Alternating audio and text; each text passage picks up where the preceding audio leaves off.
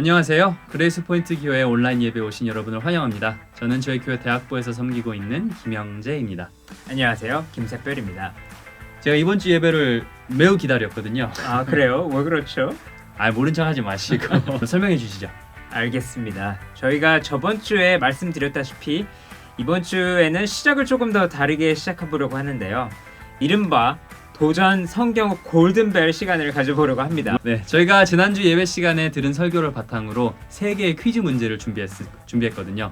그래서 이거를 가장 많이 맞추시는 분들에게 저희가 추첨을 통해서 소정의 선물을 드리려고 합니다. 집으로 배송해 드리겠습니다. 바로 이제 문제를 듣고 정답을 아시면은 저희가 채팅창에 링크를 드릴 텐데 그 링크를 클릭하시면은 화면에 성함, 주소 그리고 정답을 남겨서 보내주실 수 있습니다. 그러면은 다 입력하시고 저희가 추첨을 통해서 집으로 바로 배달해 드리겠습니다. 네, 좋습니다. 그럼 첫 번째 문제 들어가 볼까요? 바로 들어갈까요? 네. 네, 첫 번째 질문은 예수님께서 새 포도주는 어디에 넣어야 한다고 하셨나요? 자, 1번 페트병, 2번 물병, 3번 새 가죽 부대, 4번 낡은 가죽 부대. 네, 페트병, 물병, 새 가죽 부대, 낡은 가죽 부대. 그죠? 예수님 시대에 페트병이 있었나요? 물병은 있었을 것 같은데. 글쎄요. 좀 헷갈리네요. 그래도 아마 답은 3번이나 4번이지 않을까 싶은데. 맞을 것 같아요. 자, 그러면 두 번째 질문을 알려주시죠. 네, 두 번째 질문 제가 읽어드리겠습니다. 예수님께서는 안식일의 주인이 누구라고 하셨나요? 1번 바리새인, 2번 로마인, 3번 한국인, 4번 예수님. 네, 바리새인, 로마인, 한국인, 예수님. 이거는 뭐 거저먹기죠. 예수님이 뭐 한국 사람을 아셨나요? 글쎄요. 그때 당시 아셨을지 모르겠습니다. 마지막 문제, 마지막 질문 읽어주시죠. 알겠습니다. 네, 마지막 질문은 조금 더 까다로울 수가 있는데 한번 가보겠습니다. 자, 마지막 질문은 지난주 예배 설교 말씀 중에 뭐에 대해서 예수님과 바리새인이 이견을 가졌나요? 자, 1번은 식사 예법, 2번은 금식, 3번은 안식일, 4번은 모두 다. 모두 다 이게 헷갈리죠. 그죠? 이게 사지선답의 꽃이에요, 사실은. 모두 다. 제가 학교 다닐 때 제일 싫어했던 질문이 이런 유형의 질문이었는데. 네. 그러면은 답변을 다 입력하셨으면은 아래 보내기 버튼을 꼭 눌러주세요. 예. 그런데 오늘 예배 한국에서 참석하시는 분들도 계시잖아요. 그러면 이게 경품 배달이 가능한가요? 가능합니다. 옵션이나 지마켓으로 옵션 배달 가능합니다. 세상이 참 좋아졌네요. 그러니까요. 그죠? 그러면 오늘 참여해 주셔서 감사하고 예배 순서 알려주시겠어요? 네, 오늘도 김철훈 전도사님과 김샤론 사모님의 성경의 지혜 시간을 갖고 찬양 한 곡을 들은 후에 전도사님께서 말씀 나눠주시겠습니다. 네, 그러면 은혜로운 예배 시간 되시길 바랍니다. 안녕하세요. 예, 오늘 잠언 시간은 저희가 친구 관계에 대해서 좀 생각해 보도록 하겠습니다. 잠언 27장 17절에 이렇게 중요한 말씀이 나오는데 이렇게 한번 읽어 주실까요? 예, 철이 철을 날카롭게 하는 것 같이 사람이 그의 친구의 얼굴을 빛나게 하느니라. 이 말씀이 무슨 말씀일까요? 철이 철을 날카롭게 한다. 이게 무슨 뜻이죠? 예, 이게 뭐 민철이가 영철이를 날카롭게 한다. 꼭 그런 얘기는 아니고 예. 철이라는 게 이제 우리 금속 중에서 가장 강한 재료잖아요. 그래서 예. 철을 통해 가지고 여러 가지 잘 연단을 하고 다듬으면은 잘 드는 칼도 만들 수 있고 무기도 만들고 연장을 만들 수 있는 것처럼 사람도 하나님께서 우리 인생을 지으셨을 때 그런 기대감으로 지으셨다니 특별하게 지으셨고 그래서 우리가 그렇게 잘 다듬어진 좋은 연장이 되도록 그래서 하나님께 쓰임받는 사람이 되도록 그렇게 기대를 하시고 지으셨다는 걸 저희가 볼 수 있어요. 그래서 근데 우리가 그렇게 성숙한 사람이 되는데 하나님께서 친구 관계를 통해 가지고 우리를 그쪽으로 인도해 가신다. 이제 그런 말씀인 것 같습니다. 예, 정말 맞는 말씀인 것 같은데요. 저희가 정말 저희 인생에 도움이 되고 이렇게 저희가 귀 기울여 들으면은 자꾸 그 말을 생각해 보게 되는 그런 분들이 있잖아요. 근데 제가 대학교 다닐 때도 어떤 언니가 한 분 계셨었는데요. 저보다 나이가 굉장히 많으셨어요. 저랑 10년이랑 차이가 났는데도 그분이 말씀하시는 그런 결혼에 대해서 그분이 말씀하시는 인생관, 공부는 어떻게 해야 되나, 왜 해야 되나 하는 이야기들을 들으면서 정말 굉장히 많이 도전을 받고 또 더 생각해 보게 되고 그런 분이 있으셔서 참 잊혀지지가 않는데요. 저희 인생에 그런 분들이 꼭 필요한 것 같아요. 저희를 좀 더 깊게 생각하게 만드는 그런 분들. 그 다음에 좀 야, 너 너무 좀 그렇게 살면 안 될 것 같아 라고 직언을 해줄 수 있는 그런 분들이 너무 참 필요한 것 같다는 생각이 드네요. 그렇죠. 서로에게 처리처럼 날카롭게 하는 그 과정은 좀 고통이 따르고 예. 그리고 어떨 때는 이렇게 대화가 기분이 안 좋을 수도 있고 서로. 그쵸. 왜냐하면은 내가 한쪽 좀 잘못된 길로 가고 있을 때 아니면 잘 깨닫지 못하고 있을 때 친구가 그 얘기를 지적해주고 직언 또 고언이라고 그러죠. 힘든 얘기를 예. 힘들지만 이렇게 해주고 할 때. 근데 그런 과정을 통해서 우리가 서로 발전을 하는 거죠. 이 사람들이 이제 우리 한국말에 유유상종이다 그런 말이 있는데 인생이 이렇게 보면은 비슷한 인생관, 세계관을 가진 사람들하고 어울리는 거를 좋아하게 되는데 근데 참 안타까운 거는 많은 분들의 세계관, 인생관이 결국 뭐 마음을 열고 그런 친구 필요 없다. 그렇게 생각을 가진 분들이 많기 때문에 친구 관계에 있어가지고도 속에 있는 얘기를 한다든지 이렇게 마음을 열고 그런 것보다 그쵸. 관계가 그냥 깊어지기가 참 힘든 것 그냥 같아요. 술 친구, 술 마실 때 네. 모여서 막 그러면서 막 누구 욕하고 그런 친구, 아니면 농구하고 싶으니까 농구 혼자 하기 힘드니까 농구하는 친구, 시간 구경할 때우기 때, 친구. 여러 가지 잡담하는 친구 그런 식으로 막 예. 그냥 재미있게 지내려고 내가 취미가 이런데 쟤도 취미가 같네, 아니면 내가 전공에 관심이 많은데 쟤도 관심이 많네. 그래가지고 시간은 많이 보내고 재미는 있을지 몰라도 마음을 여는 그런 건 없죠. 관계가 깊어지지 않더라고요. 그러면. 그리고 내 인격 성숙에 도움은 안 되죠. 예. 재미는 있지만 그리고 결정적인 순간에 한마디 해줘야 될 때 얘기 안 해요. 예. 친구가 10명, 20명, 100명이 있어도 내가 지금 좀 잘못하고 있는데 다 보고 있는데도 다들 느끼지만은 말을 못해요. 왜냐하면은 철을 날카롭게 하는 그런 고통스러운 uncomfortable한 얘기를 하고 그런 대화로 들어가고 그런 것들을 싫어하기 때문에 그렇죠. 예. 정말 직언이나 그런 고언이라는 말씀 그런 걸 할 수 있는 친구가 있나 저희가 한번 정말 생각해 봐야 될 것 그런 같습니다. 친구 한 사람만 있어도 예. 인생이 큰 축복이고 여러 명 있으면 더 좋고 그래서 공자도 인생에 그 세 가지 즐거움이 있다. 인생 삼락 그 얘기를 했는데 두 번째 즐거움이 유붕이 자원박내면 불력열호하라. 너무 어려운데요, 저한테는. 이 어려워도 막 간단합니다. 내용은 사실 제가 국어 시간에 들은 게 기억이 나는데, 그러니까 벗이 있어가지고 먼 곳에서 찾아오면 이 또한 기쁘지 아니한가 그 얘기도. 예. 그래서 이 벗이 그냥 친구를 얘기하는 게 아니죠.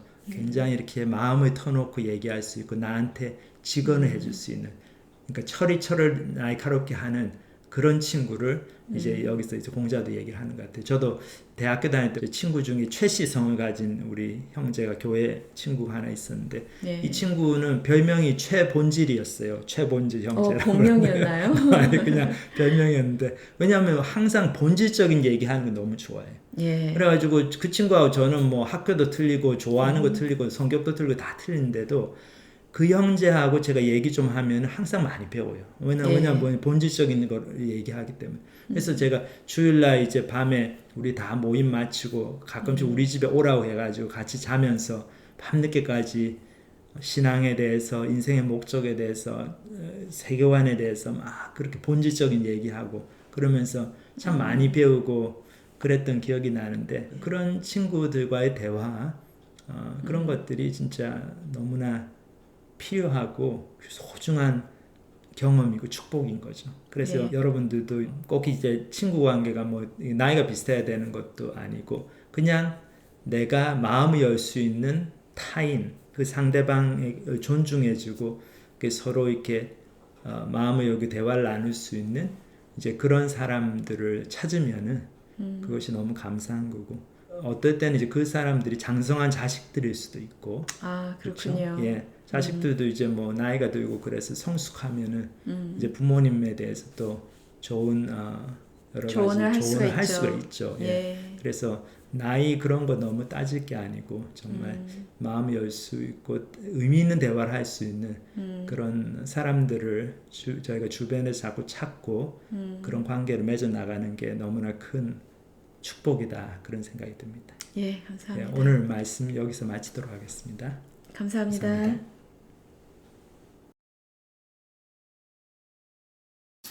안녕하세요. 제 이름은 신현겸이고 제 아내 신예진입니다.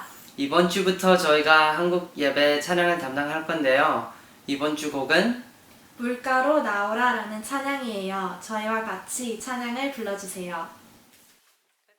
주 예수 오셔서 내 슬픔 하셨네.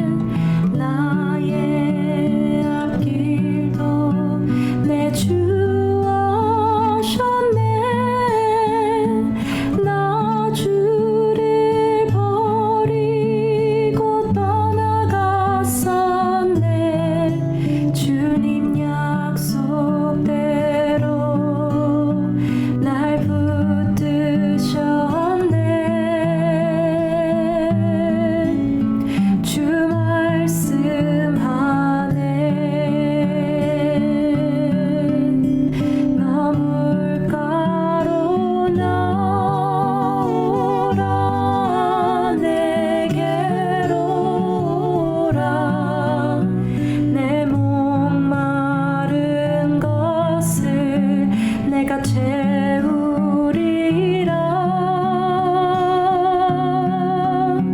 어둠 속에 매일 때 흘리던 내 눈물, 그 눈물을 위해 내가 죽었노라.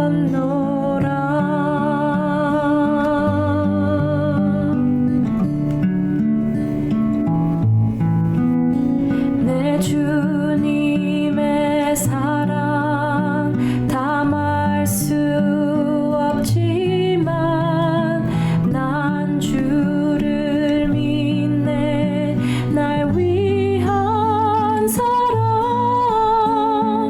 영광 다 버리고 나를 위하여 주 십자가 지사 자유 주셨네. 주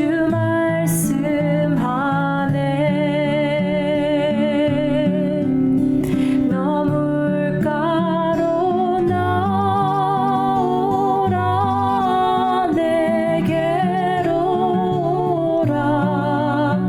내 목마른 것을 내가 채우리라.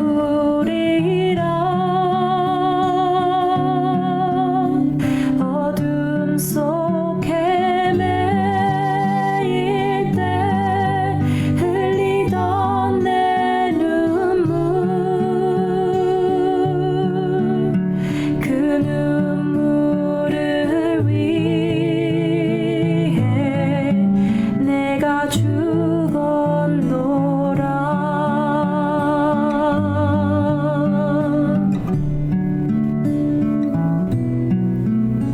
주 예수 오셔서 내 슬픔 하셨네. 나의 앞길도 내 주 오셨네. 나 주를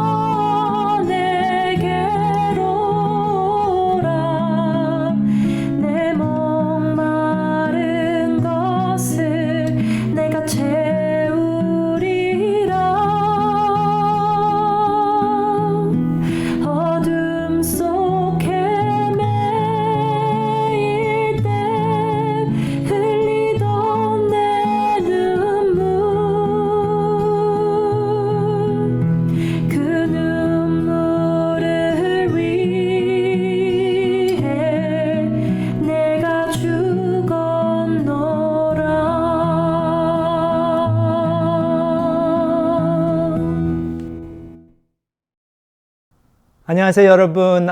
이렇게 또 마가복음 공부 오늘 3장으로 들어가겠습니다. 오늘 이렇게 마가복음 3장 저희가 공부하겠습니다. 3장 1절부터 12절까지 오늘 본문인데요. 제가 읽도록 하겠습니다. 예수께서 다시 회당에 들어가시니 한쪽 손 마른 사람이 거기 있는지라 사람들이 예수를 고발하려 하여 안식일에 그 사람을 고치시는가 주시하고 있거늘 예수께서 손 마른 사람에게 이르시되 한가운데 일어서라 하시고 그들에게 이르시되 안식일에 선을 행하는 것과 악을 행하는 것, 생명을 구하는 것과 죽이는 것, 어느 것이 옳으냐 하시니 그들이 잠잠하거늘 그들의 마음이 완악함을 탄식하사 노하심으로 그들을 둘러보시고 그 사람에게 이르시되 네 손을 내밀라 하시니 내밀매 그 손이 회복되었더라.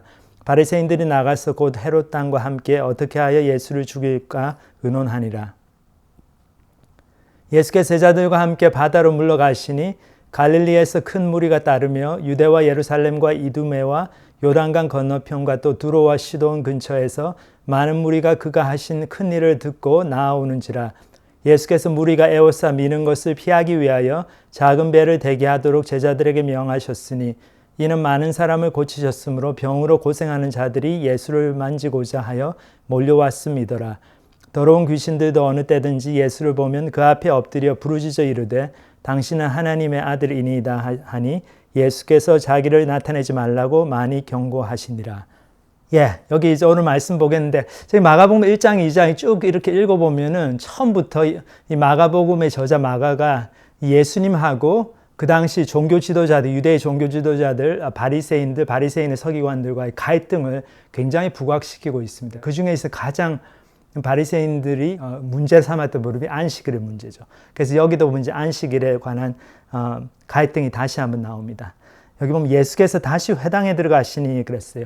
그 회당이라고 하는 곳이 갈릴리 지방의 종교의 어떤 중심지 장소인데 이스라엘이 강대국의 식민지로 들어가면서 그 예루살렘 성전이 다 파괴되고 그리고 이 사람들이 다 포로로 잡혀가서 바벨론 제국이라든지 나중에 이제 페르시아 제국, 헬라 제국 이제 그 밑에서 다 흩어져서 살게 됐는데 그때 이스라엘 백성들이 성전이 없으니까 그 대신에 하나님의 율법은 있었기 때문에 구약 성경, 그 구약 성경을 함께 이제 안식일마다 모여가지고 읽고 이렇게 공부하고 하는 그 회당을 지었죠.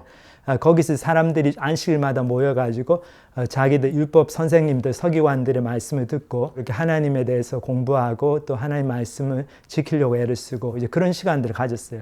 그래서 예수님께서도 경건한 사람들이 모이는 회당에 가셔서 가르치시고 하신 것을 보면 예수님께서 구약의 이 율법 그리고 하나님께서 이스라엘 백성들한테 주신 많은 말씀들을 존중하시고 이렇게 회당에 들어와서 계속 가르치는 모습을 보게 됩니다. 근데 이제 회당에 다시 들어오셨는데 여기 보니까 한쪽 손 마른 사람이 거기 있는지라 그랬어요. 여기 보면 이제 회당에 이 손이 말랐다는 게 한쪽 손을 이제 못 쓰는 사람을 얘기하는 것 같아요. 그러니까 손을 못 쓰니까 이제 생업에도 큰 지장이 있고 이 사람의 삶이 굉장히 힘들고 괴로웠을 거예요. 그래서 아마 여기 회당에 오지 않았나. 그리고 아마도 뭐 예수님께서 오신다는 또 소문을 들었을 수도 있고 그래서 이 사람이 회당에 와 있습니다. 근데 참 그런 치료 역사가 일어나기를 이 사람은 아마 바라고 있었지만은 그 당시 회당의 분위기는 많이 달랐던 것 같습니다. 여기 보면 이제 그 다음 구절에 사람들이 예수를 고발하려 하여 안식일에 그 사람을 고치시는가 주시하고 있거늘 그랬어요. 여기 보면은 저희가 이제 이전 장면에서 예수님의 제자들이 그 밀밭 사이로 가면서 안식일 날 배가 고파가지고 이삭을 자르는 그런 모습을 보면서 이제 바리새인의 서기관들이 굉장히 예수님의 제자들이 문제를 삼고 어찌하여 당신의 제자들이 이렇게 안식일을 범하느냐. 안식일에 이삭을 잘라 먹는 거는 이제 노동인데 안식일에 일을 하지 말라고 하나님이 그러셨는데 이제 이렇게 예수님한테 도전하고 나왔을 때 예수님께서 제자들을 굉장히 변호를 하셨죠. 그때. 그러시면서 사람이 안식일을 위해서 있는 게 아니고 안식일이 사람을 위해서 있다. 그래서 이렇게 안식일이라고 하는 게 사람을 괴롭히려고 있는 날이 아니고 하나님께서 우리 인간들에게 휴식을 주시고 또 하나님의 주권 안에서 우리가 정말 마음의 평화를 누리고 하나님의 주권을 인정하고 그 하루 일을 안 해도 다 먹고 살 수 있다. 하나님이 채워주신다. 그것을 삶으로 이렇게 신앙을 고백하는 이제 그런 날로서 지키라고 주신 것이다. 근데 이제 그때 바리새인들이 그 말씀을 좋게 받아들이지 않죠. 그래서 계속 이렇게 회당에 들어와 가지고 이제 예수님이 이 손이 마른 사람을 혹시나 고치실까? 그거를 굉장히 유심히 본 것 같아요. 여기 보면. 이게 왜 그런가 하면 이제 안식일 날 이렇게 의료 행위를 할 수 없도록 돼 있었어요. 굉장히 생명의 위협이 느껴지는 그런 비상 상태를 빼놓고는 다른 의료 행위들은 안식일 날 아니고 그 다음 날이라든지 다른 날을 하도록 그렇게 규정이 돼 있습니다. 그래서 이 사람들이 예수님께서 지금 이제 안식일인데 이 손 마른 사람을 고치실까 이제 그걸 유심히 보고 있는 거예요. 그래서 이제 만약에 고치시면은 예수님을 고발하려고 그러는 거죠. 이런 살벌한 분위기 속에서도 예수님께서 어떻게 하십니까? 여기 보면 예수께서 손 바는 사람에게 이르시되 한가운데 일어서라 하시고, 예수님께서는 여전히 당당하게 이 사람을 오히려 이렇게 세우시고 안식일에 대해서 새로운 교훈을 주시려고 이 사람을 고치시는 장면을, 이 새 교훈을 가르치시는 그 기회로 삼으셨어요. 그래서 이 사람을 이렇게 세우시고는 예수님께서 이 바리새인들과 서기관들을 향해서 굉장히 이렇게 예리한 질문을 하십니다. 여기서 보면 안식일에 선을 행하는 것과 악을 행하는 것, 생명을 구하는 것과 죽이는 것 어느 것이 옳으냐 하시니 그랬어요. 여기서 보면 예수님께서 이제 말씀하시는 게 안식일 날은 선을 행하라고 있는 날이다 이런 거죠. 그래서 이 사람이 지금 이렇게 아파가지고 한쪽 손을 못 쓰고 이 사람의 삶이 너무나 비참해지고 지금 뭐 언제 자살할지도 모르고 그런 사람인데 이 사람을 안식일이라고 해서 안 고쳐주는 거는 악이라는 거죠. 악을 행하는 것이다. 그리고 이거는 생명을 죽이는 것이다. 이런 말씀을 주시는 겁니다. 안식일은 우리가 하나님의 뜻을 행해야 되고 생명을 구해야 되고 그걸 안 하는 것은 악이고 그거는 생명을 죽이는 거다. 그런 말씀하셨어요. 굉장히 도전적인 질문이었죠. 그런데 참 재미있는 게 이 서기관들이, 바리새인들이 어떻게 했습니까? 그들의 반응이 잠잠했어요. 아무 대답을 하지 않았습니다. 그래서 예수님의 이 질문에 대한 대답을 회피하는 이 바리새인들의 모습은 바로 무엇을 보여줍니까? 그들의 침묵이 결국은 이 사람들이 진리를 찾기보다는 자기들의 사회적 지위와 체면, 그리고 자기들이 이미 이루어 놓은 기득권, 이 회당 체제에서 자기들이 이제 율법을 어떻게 지켜야 되나 모든 천부조항을 주고 그걸 해석할 수 있는 어떤 영적인 권위를 이미 갖고 있고 그런 종교적인 특권들을 계속 즐기기를 원했죠.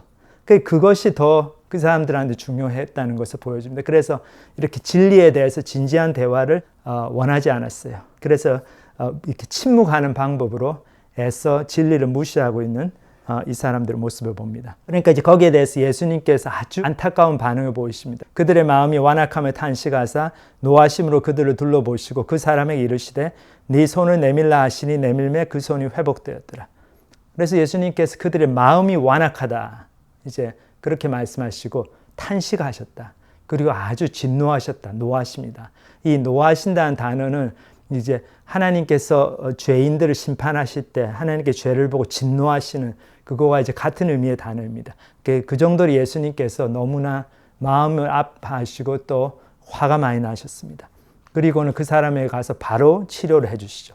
그래서 그 손이 회복되었습니다. 치료 역사, 구원의 역사가 일어났는데 회당에 모인 이 종교 지도자들은 별로 기뻐하지 않죠. 그래서 이 사람들 반응은 어떻습니까? 바로 여기 보면 바리새인들 나가서 그 헤롯당과 함께 어떻게 하여 예수를 죽일까 의논하니라.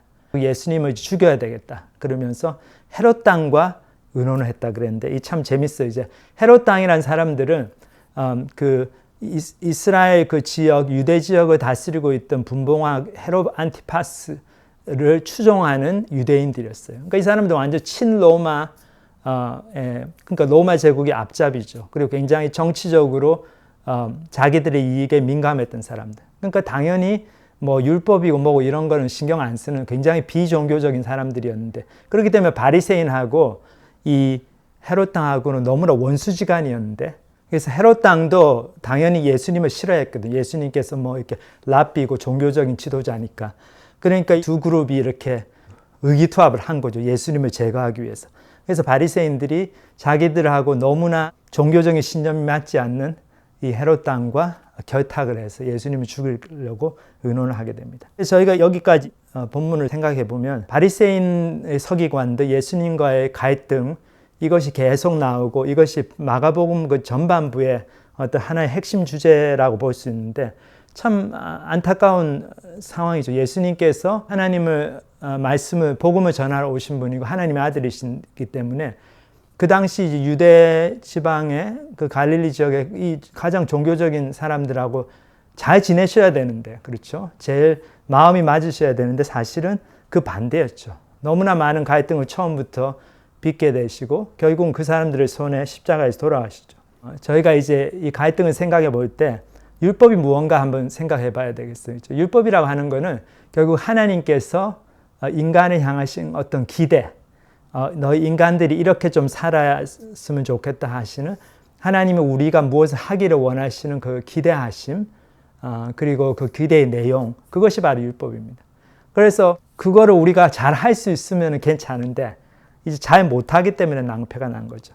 그래서 이스라엘 백성들 하나님께서 불러 모으셔가지고 너희 아브라함의 후손들, 그래서 너희는 이제 나의 백성이니까 이렇게 살아라 하고 여러 가지 하나님의 기대하시는 그 삶의 내용들을 쭉 말씀해 주셨어요. 근데 이스라엘 백성들이 그것을 따라가지를 못하죠. 근데 이거는 이스라엘 백성들이 꼭 뭐 나쁜 사람들이라서 아니고 뭐 한국 사람이었으면 잘 따라갔을까, 그 전혀 아니죠. 이건 결국 우리 인류의 죄의 본성 때문에 하나님이 원하시는 삶을 살지 못하는 거죠. 그래서 율법이 너무나 좋은 것이지만 우리에게는 저주가 되었다, 이렇게 말씀하고 있습니다. 예를 들어서 이렇게 멀쩡한 사람인데, 겉으로 보기 너무 멀쩡하고 잘생기고 그런 사람인데 너무 노래를 못해요. 근데 노래를 하라고 시키면은, 그렇죠? 그 사람이 이제 뭐 몇백 명 모인 앞에서 어떤 노래를 해야 되면은 어떻게 됩니까? 노래 너무 못하니까 완전히 망신을 당하고, 뭐 그렇게 잘생기고 하는 사람이 너무 정말 창피를 당하는 거잖아요. 그것처럼 우리가 멀쩡하게 있는 것 같았는데 이 하나님이 원하시는 어떤 삶이란 율법이 딱 오니까 우리가 그 율법대로 하나도 살지를 못하니까 너무나 우리는 이제 망가지는 거죠. 근데 이 율법이 사실은 축복인 게 우리가 그런 사람이라는 걸 깨닫게 해주잖아요. 우리가 그냥 아무것도 안 하고 있을 때는 자기 잘난 맛을 살고 굉장히 괜찮은 사람이라고 생각했는데 하나님의 뜻을 이제 너희가 이렇게 해야 되고 이렇게 살아야 된다, 하나님의 거룩하신 뜻이 이제 오고 우리가 그것을 이제 순종하려고 할 때 순종 못하는 우리를 보면서 우리가 내가 이렇게 죄인이구나, 이제 그걸 깨닫게 되는 거죠. 그래서 하나님께서 구약에서 이런 율법을 주신 궁극적인 목적은 우리가 우리의 죄인됨을 깨닫게 하시기 위한 것입니다. 그래서 우리의 마음이 오실 메시아, 내 힘으로는 하나님의 뜻을 할 수가 없고 예수님께서 그 메시아가 오셔가지고 나를 구원해 주셔야 되구나, 내 죄를 용서해 주셔야 되는구나, 그것을 깨닫고 메시아를 겸손한 마음으로 기다리게 하시려고 이 율법이 주어진 것입니다. 그래서 신약 성경의 저자들도 구약의 율법을 그렇게 해석을 했어요. 그래서 갈라디아서 3장 10절 11절을 보면은 사도 바울이 이런 얘기를 하죠. 무릇 율법 행위에 속한 자들은 저주 아래에 있나니 기록된 바 누구든지 율법책에 기록된 대로 모든 일을 항상 행하지 아니하는 자는 저주 아래에 있는 자라 하였습니다. 또 하나님 앞에서 아무도 율법으로 말미암아 의롭게 되지 못할 것이 분명하니 이는 의인은 믿음으로 살리라 하였습니다. 그래서 율법의 행위에 속한, 율법을 지키려고 사는 사람들 결국은 하나님의 저주 아래에 있게 된다. 이 얘기는 뭔가 하면은 우리가 노력을 해가지고 조금 그러니까 노래 못하는 사람이 노래 잘해보려고 노력해서 레슨 받고 해가지고 조금 나아질 수는 있지만은 그 하나님의 스탠다드에는 도저히 미치지 못하는 거죠. 그러니까 여전히 창피를 당하게 되고 아무리 노력하고 그래가지고 다시 그 뮤지컬 하는데 나와가지고 공연에 나가서 해봤자 너무나 결과가 뻔한 거죠.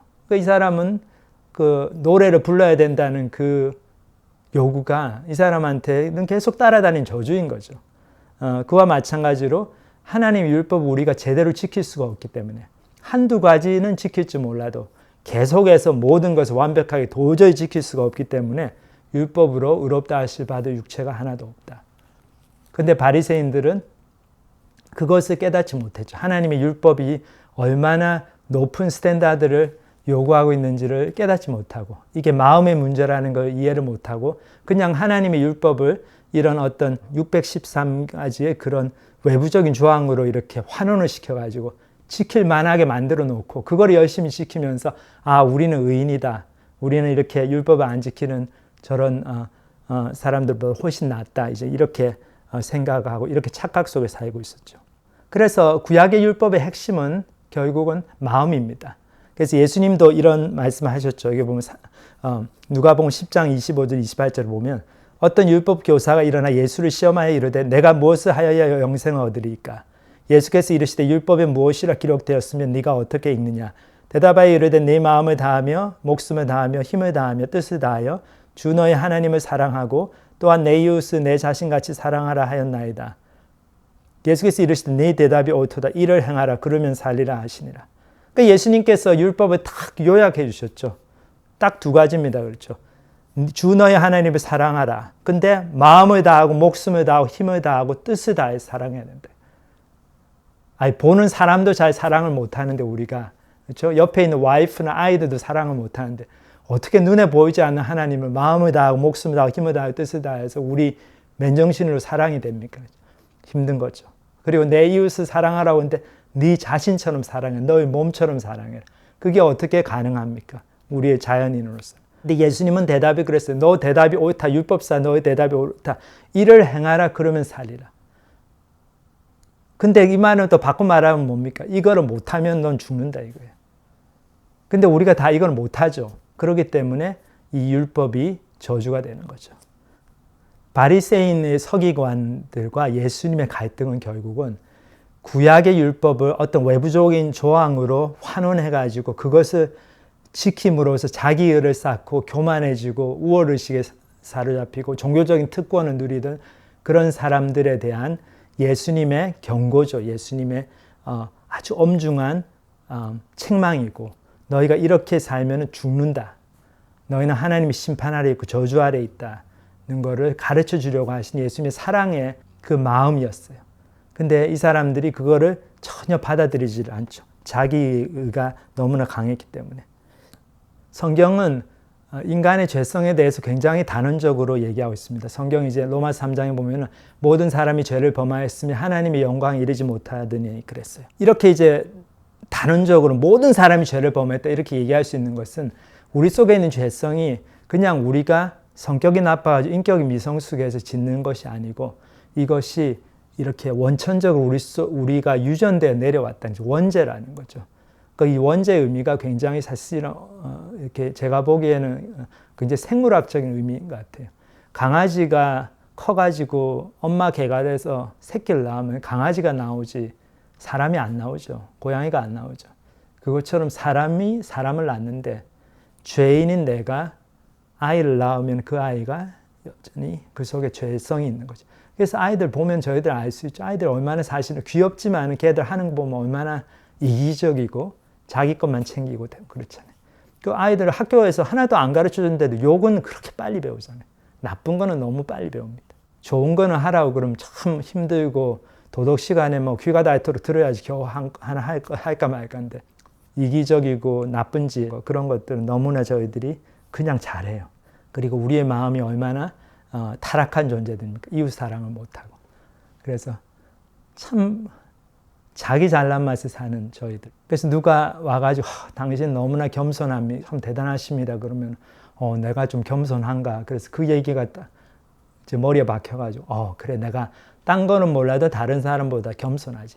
그래서 이제 겸손한 거에 이런 어떤 프라이드를 가지고 그것 때문에 교만해지는 거야. 내가 딴 사람보다 겸손하다.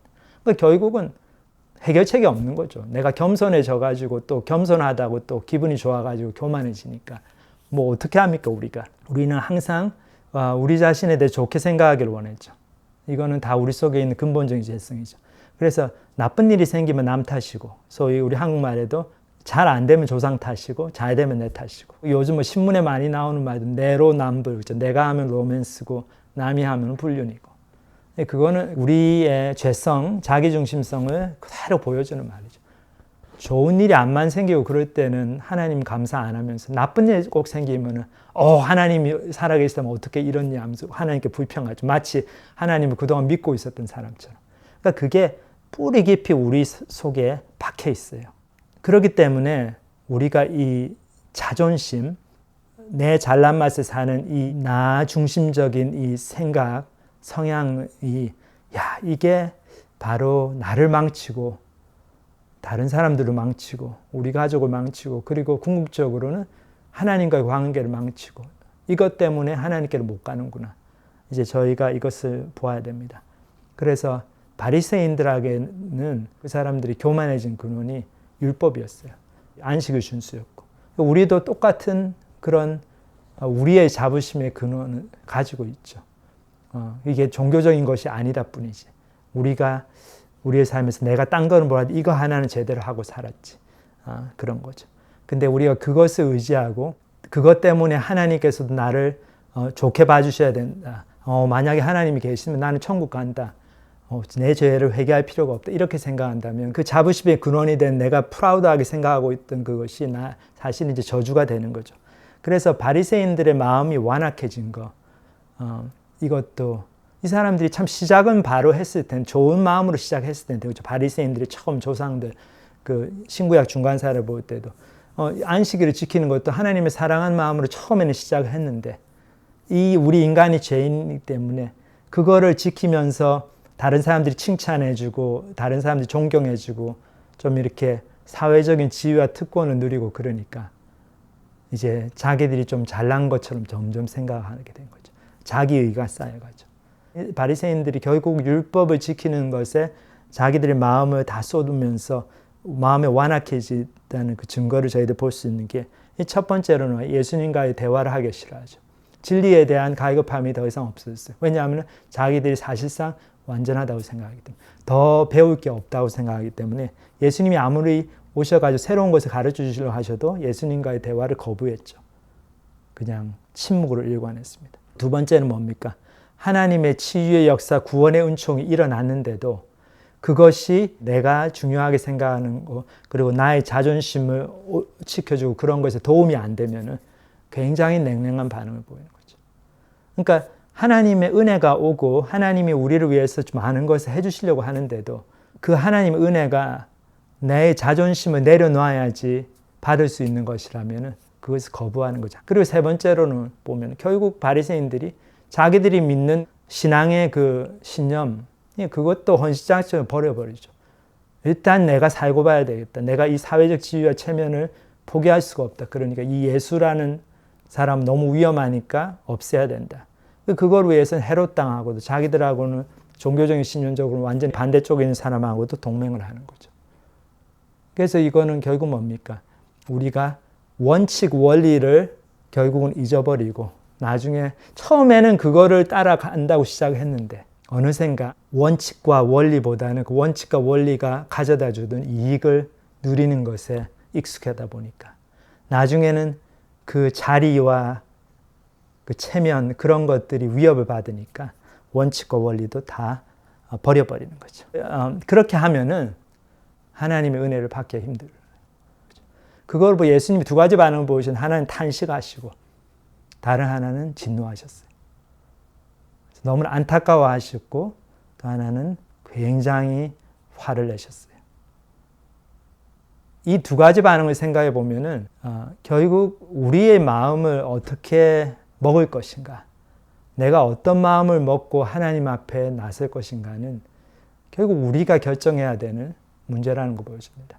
하나님의 반응은 우리의 마음 먹기에 따라서 다르게 나타나는 거죠.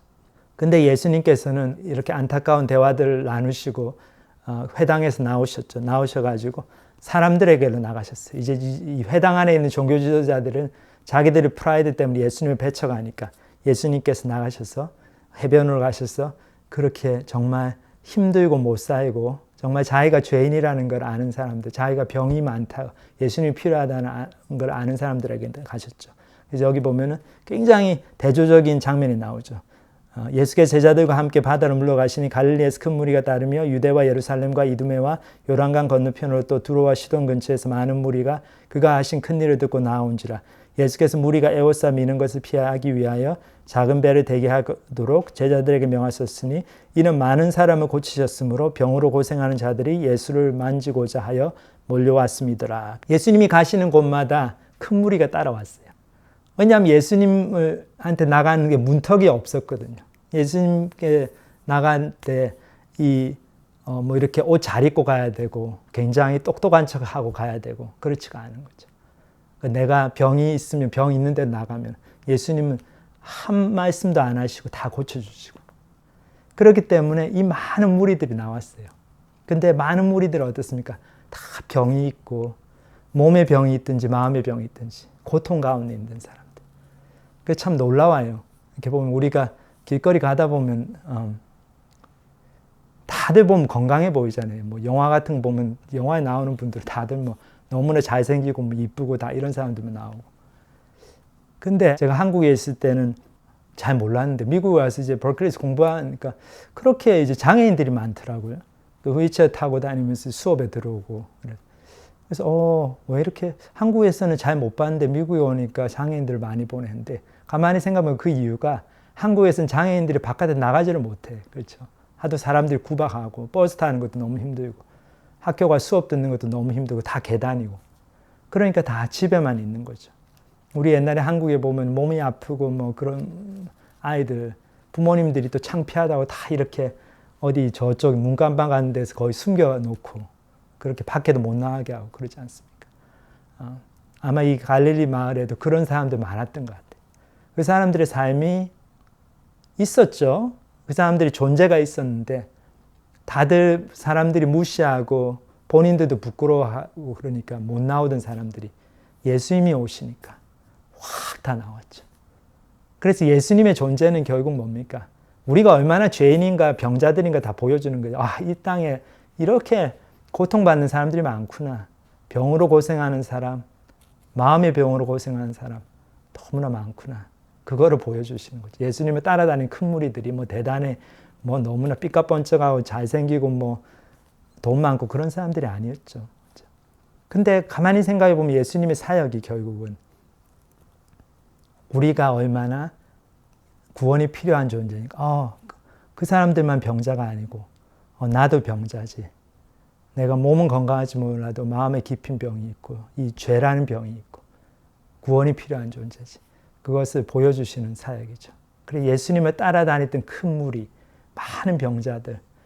그것은 결국 예수님께서 이 땅에 오셔서 하시는 사역의 그 본질을 보여주는 그 하나의 그림입니다. 그래서 우리도 결국은 우리가 얼마나 병자인가 그거를 깨달으면 그 큰 무리 속에 끼어가지고 예수님께로 나올 텐데 바리새인과 서기관들은 너무 똑똑하시고 자기의가 충만해서 나는 하늘 우러러 한 점 부끄러움 없이 살았다 뭐 이러시니까 예수님께로 안 나오죠. 예수님이 찾아가도 말도 안 하고. 근데 진짜로 그렇습니까? 아니죠. 하나님 우리 마음을 아시는 분이니까 우리 다 가짜죠. 그렇죠? 이 세상에 진짜는 없습니다. 예수님 빼놓고는. 옛날에 제가 들은 얘기 LA 동물원에서 뭐 실제로 있었다는 얘기 같은데 참 믿기는 어려운데 이렇게 대학생이 아르바이트를 하는데 그날 이제 특별한 역할이 주어졌어요. 거기서 서커스 같은 거 보여주고 하던 원숭이가 갑자기 몸이 아파가지고 그거 못하게 됐어요.